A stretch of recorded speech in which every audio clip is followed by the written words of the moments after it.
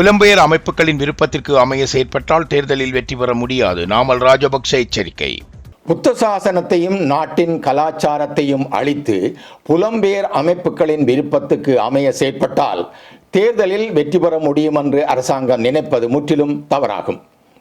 மாகாண சபை தேர்தலை நடத்தினால் நாங்கள் அமோக வெற்றி பெறுவோம் என ஸ்ரீலங்கா பொதுஜன பெரமுனவின் தேசிய அமைப்பாளரும் பாராளுமன்ற உறுப்பினருமான நாமல் ராஜபக்ஷ தெரிவித்துள்ளார்.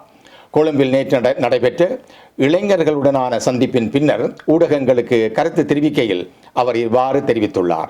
Discover the magic of Sri Lanka with Satkin Holidays. Book your unforgettable adventure today with Satkin Holidays. ஜனாதிபதி அனுரகுமார திஸநாயக்கா தலைமையிலான அரசாங்கம் தோல்வியடைந்து விட்டது என்பதை நாட்டு மக்கள் நன்கு அறிவார்கள். ஆட்சிக்கு வருவதற்கு முன் அரசாங்கம் இளைஞர்களுக்கு பல வாக்குறுதிகளை வழங்கியது. ஆனால் இன்றளவில் எந்த வாக்குறுதிகளும் நிறைவேற்றப்படவில்லை.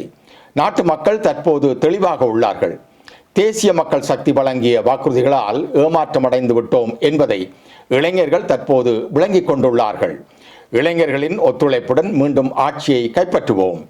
புத்த சாசனத்தையும் நாட்டின் கலாச்சாரத்தையும் அழித்து புலம்பெயர் அமைப்புகளின் விருப்பத்துக்கு அமைய செயற்பட்டால் தேர்தலில் வெற்றி பெற முடியும் என்று நினைப்பது முற்றிலும் தவறாகும். திருகோணமலை புத்தர் சிலை விவகாரத்தில் கைது செய்யப்பட்ட பிக்குகள் இன்றும் சிறையில் உள்ளார்கள். ஆட்சிக்கு வந்தவுடன் எம்மை கைது செய்வதற்காக அரசாங்கம் குறிப்பிட்டது. ஆனால் தற்போது சாட்சிகள் அளிக்கப்பட்டுள்ளது. ஆகவே விசாரணைகள் நடவடிக்கைகள் தாமதமாகும் என்று அமைச்சர் நலிந்த ஜேதிச குறிப்பிடுகின்றார். அரசாங்கத்துக்கு சார்பாக செயற்பட்ட நபர் பொலிஸ்மா அதிபராக செயற்பட்டுள்ளார்.